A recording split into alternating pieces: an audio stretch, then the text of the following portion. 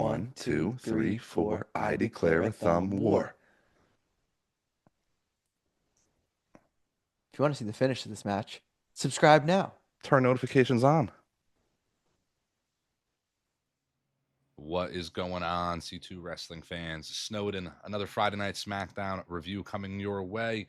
Tonight's episode is the last episode before tomorrow's Worlds Collide event, WWE and AAA going head-to-head. And then also on top of that, we got Money in the Bank, a big 4, a big 5, PLE pay-per-view, whatever you want to call it.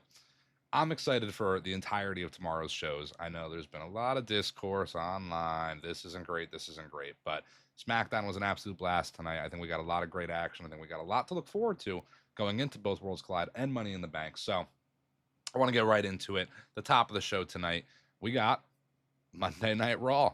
Seth Rollins, Braun Breaker, Bronson Reed, Paul Heyman. Seth Rollins cuts a promo. Essentially, nobody better get in our way. We stopped so-and-so. We stopped so-and-so. Who's going to get in their way is pretty much the question here. You know, they're pretty much setting up somebody is going to stop Seth from winning. And one of the people Seth mentioned that they stopped from getting in their way is CM Punk. But he'll be there tomorrow. CM Punk, I think, is absolutely going to cost Seth Rollins this Money in the Bank match. And I'm okay with it. I like that. I wouldn't mind Seth winning at all. We're going to touch a little bit more on the Money in the Bank match. I'm going to get to it, but I would like CM Punk to cost him. I'm going to skip around a little bit here on SmackDown. There's going to be a couple things I probably don't talk about in all honesty because there's a few things that were just minor in comparison to the things we have going into tomorrow's shows. And I want to talk a little bit more about Money in the Bank. But interrupts Seth, Braun, and Bronson Reed and Paul Heyman is Solo Sikoa, Jacob Fatu, and JC Mateo. I actually did not see that coming, but I love it personally. The coolest thing to come out of that, Braun Breaker, I should say, and Jacob Fatu face-to-face, I mean, man. What else do you need? What else do you need? Those two guys could wrestle probably for the rest of eternity, and I would have zero complaints. So that's a little bit of a taste, a little bit of a glimpse to the potential future of WWE, and we've gotten that stare down in the past, and the crowd blew up over it. So I absolutely love them wrapping back to that, showing that I think these are two, pillars of the upcoming future for WWE.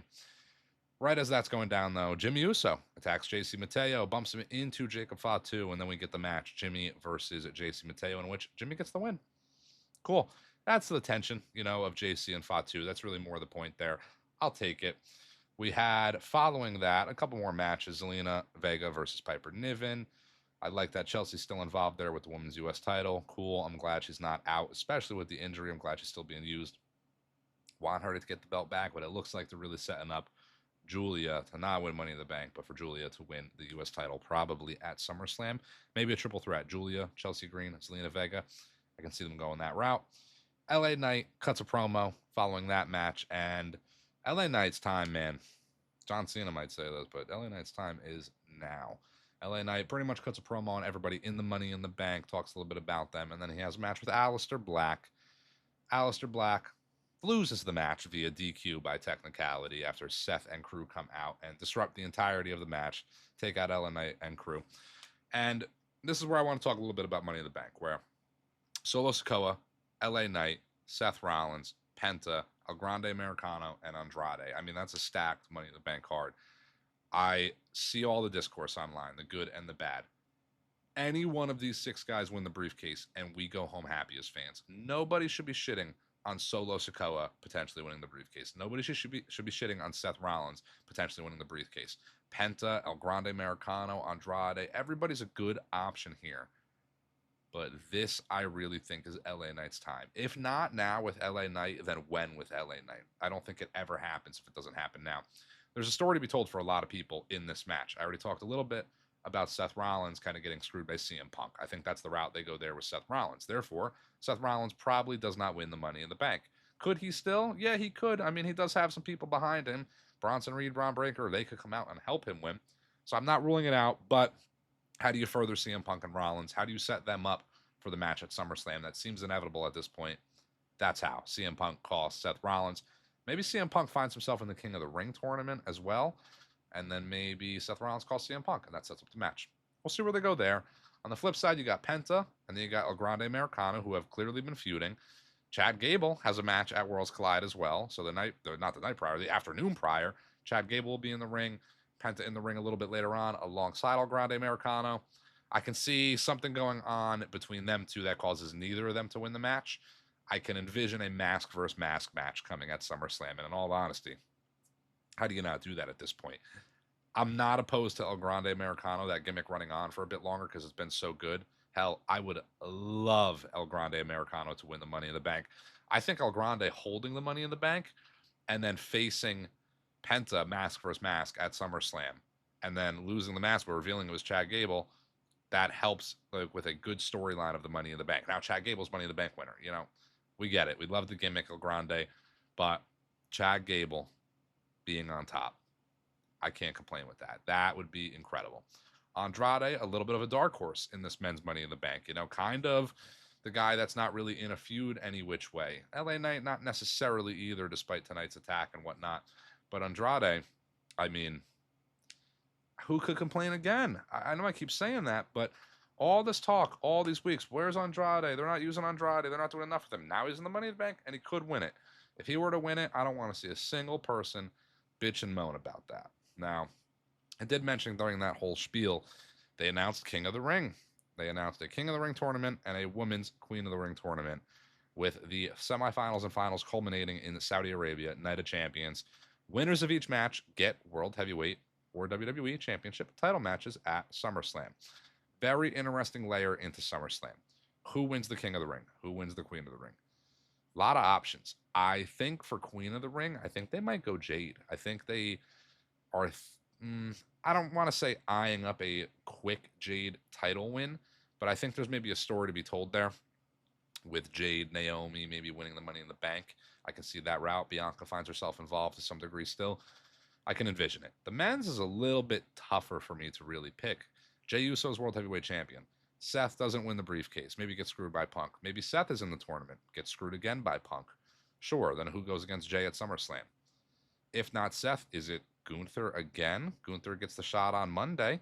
Maybe Gunther wins the belt on Monday, and then whoever wins the tournament gets the shot at Gunther. The men's is a little tough right now. I really don't see exactly where they're going. We could get a cash in. Whoever could win the men's Money in the Bank or the women's Money in the Bank, and they can cash in before Night of Champions, before SummerSlam, at SummerSlam. There's a lot of avenues with just adding that layer of King and Queen of the Ring. Interesting that they're doing it at Night of Champions. I mean, that's fine. They had it as its own pay-per-view in Saudi. I feel like it's a little bit like last-minute call to add the tournament to it, but it adds an extra layer to not only really an exhibition show in Saudi Arabia, but it adds an extra layer into the SummerSlam build. So I can't be mad at that. The Saudi shows, are a little watered down, but I like that they're adding some value. I'll take this over the Crown Jewel Championship any day of the week. I know that's moved to Perth this time around, but whatever. King of the Ring, Queen of the Ring has so much more value than that. I would personally love Gunther to win it again, but does Gunther get the match at SummerSlam? That's just where it's hard. It's hard to really tell what they're going to do. Is it going to be somebody that gets the match and goes against John Cena? Is Cody going to win King of the Ring? And then he gets John Cena at SummerSlam? Is that the Cody route to getting the championship back? Because he's got to win this whole tournament. Who does he face in the finals of the tournament? Do we get another Saudi match between Cody and Gunther? I mean, listen, those are two guys, again, that I could watch wrestle any day, but that's a feud, a rivalry that we should have saved the first time around. So I'm hoping that's not the route they go for Night of Champions. But again, in a way, I can't say no to it because it's still a great match. It would be a good story for either of them. Very indifferent on who I would want to face Jey at SummerSlam because I think Jey loses the title at SummerSlam, if not sooner, to be honest, via the briefcase. I said it just a little bit earlier. This is LA Knight's time. I think I've said this in the last couple weeks or so in Monday Night Raw or Friday Night SmackDown reviews as well, where LA Knight's time is now. You put the briefcase on LA Knight and you have him cash in on Jey Uso and turn heel. LA Knight with the championship heel. I mean, it gets Jey over as a babyface even more. Not that Jey even needs to win the title back, but it's fresh. LA Knight's on Raw. LA Knight is world champion. LA Knight is heel. There's a lot of great heels going on right now, but with the lack of a guy like Kevin Owens, the lack of a guy like Drew McIntyre, maybe turning LA Knight heel helps out everybody. Moving on from tournament talk, though, World Heavyweight Championship talk, We move into another world champion. Tiffany Stratton comes out to the ring, cuts a promo. Rhea comes out next. Stephanie comes out next. And then we get the 6-woman tag. Rhea, Bliss, Alexa Bliss, and Stephanie Vaquer take on Naomi, Roxanne, and Julia. And Rhea Ripley. Oh my God, that's going to stay in. I'm leaving it in. Rhea Ripley, Alexa Bliss, and Stephanie get the win. Whatever, fine match. Just kind of building to the women's Money in the Bank. I get it. There was a little bit of a backstage segment between JC Mateo and Jacob Fatu. That tension clearly continues. I mentioned earlier, JC Mateo got bumped into Fatu via Jimmy Uso. And cool, it's just another little, gut punch into that rivalry. We're seeing where that goes. I can envision Solo not winning Money in the Bank because I can see Solo getting a match against Fatu, or JC Mateo takes on Fatu. One of them takes him on for the United States Championship at SummerSlam. I can also see, though, on the side, they're building Damian Priest towards a match against Jacob Fatu. I can see that being the Night of Champions match, though, and perhaps the Solo match gets pushed a little further for the bigger stage, SummerSlam. But either way, Fatu versus Priest, Fatu versus Solo, Fatu versus JC Mateo. If that's the route we're going for SummerSlam, any of those three, I'll take it. I think Fatu's going to retain regardless. Maybe I shouldn't say that. I can see Solo winning the belt off of him for sure. And honestly, I actually think I would want that, weirdly. As much as I would like to see Fatu hold this belt for 2 years, honestly, I think Solo deserves his flowers a little bit. And maybe he wins a little hacky, wins with the help of JC Mateo. Maybe the rematch, Fatu wins the belt back. I don't know. But I wouldn't be mad at all at Solo winning the United States Championship. Again, I wouldn't be mad at all at him winning the briefcase. So Andrade and Penta, though, another two guys that we talked about a little bit earlier in the Money in the Bank, teamed up against the Creed brothers tonight. And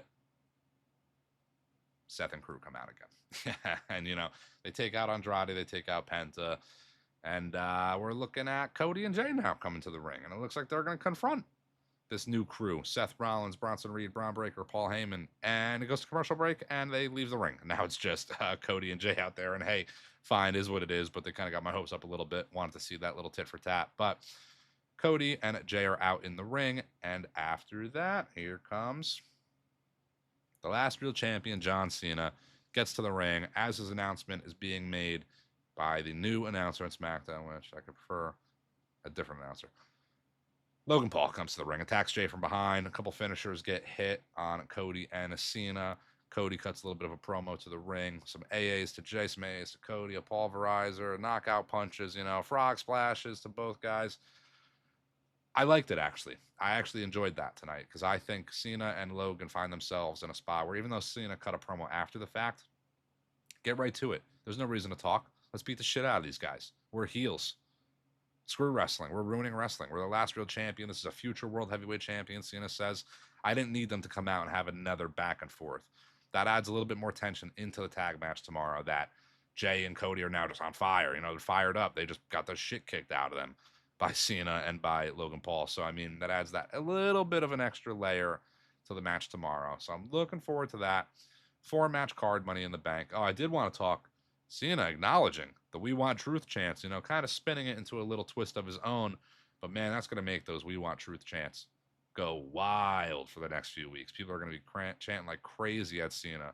We want our truth back. So, join in because we all want our truth back. But tomorrow's events, Worlds Collide, Money in the Bank. I will be here. Snowden will be here. Going to have reactions, reviews going up for each show. Bunch of matches. So, as the top of the video said, you got to stay tuned in. You got to subscribe, turn the notifications on. Follow us on all the social media. CTD, the other half of C2 Wrestling, he's coming back. Don't worry. Sooner than some might think. It's not tomorrow, unfortunately. We're going to disclose that, but he will return. I hope all you guys do too. C2 Wrestling.